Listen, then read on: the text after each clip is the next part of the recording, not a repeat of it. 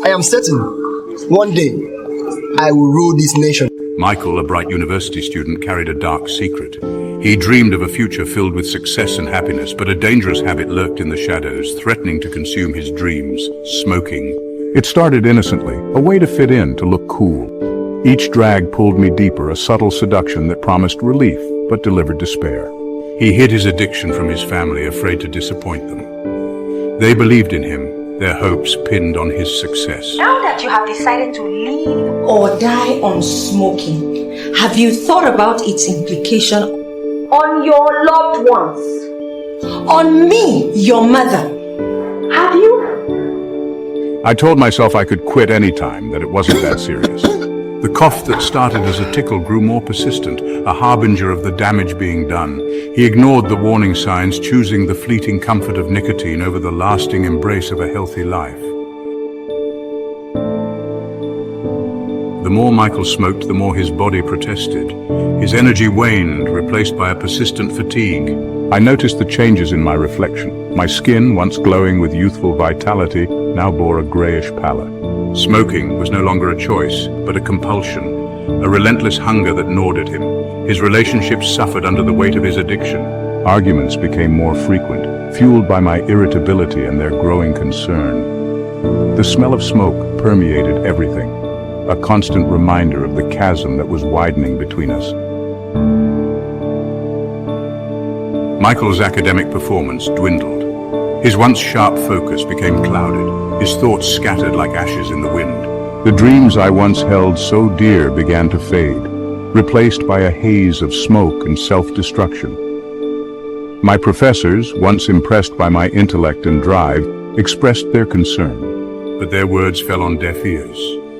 Michael, trapped in the throes of addiction, was unable to see the path back to his former self. The joy that once filled my life had evaporated, leaving behind a hollow shell of a man. My addiction had taken everything from me: my health, my relationships, my dreams. And yet, I continued to cling to it, a lifeline in a sea of despair. His family, despite their anger and disappointment, refused to give up on him. We pleaded with him to quit, sharing our fears and our unwavering love. They researched the dangers of smoking, presenting him with facts and figures, hoping to penetrate the fog of addiction. But I, consumed by my dependence, pushed them away, my words laced with anger and resentment. He hated himself for the pain he was causing them, for the worry etched on their faces. I saw the tears in his mother's eyes, the disappointment in his father's gaze, and it fueled his self-loathing. One evening, after a particularly heated argument, I found myself alone in my room. He knew he had to change, for himself, for his family, for the future he so desperately craved. He picked up the pack of cigarettes and marched to the bathroom, the smell of stale smoke filling his nostrils. I opened the window wide, letting in the fresh air, a symbol of the new life I was choosing. With trembling hands, he emptied the pack into the toilet, each cigarette representing a regret, a missed opportunity. My journey to quit smoking was arduous. He endured withdrawal symptoms, intense cravings, irritability, insomnia. I relied on the support of my family, their unwavering love a beacon of hope during my darkest moments.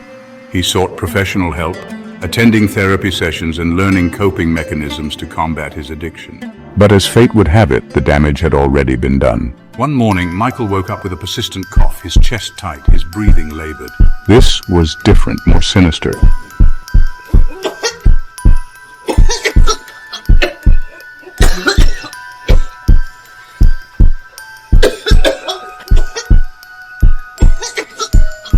The doctor's diagnosis confirmed their worst fears: lung cancer, a cruel consequence of years of smoking. Despite the aggressive treatment, the cancer had spread rapidly, ravaging his body from within. Michael spent his final days surrounded by his loved ones, his once bright eyes now clouded with pain and regret. I shared my story with them, my voice raspy but filled with remorse. He spoke of his dreams, his ambitions, his regrets. I urged them to learn from my mistakes, to break free from the clutches of addiction before it was too late. His words, laced with the weight of experience, served as a stark warning, a testament to the devastating power of smoking. If you're struggling with a smoking addiction, know that you are not alone. There is help available, and it's never too late to quit.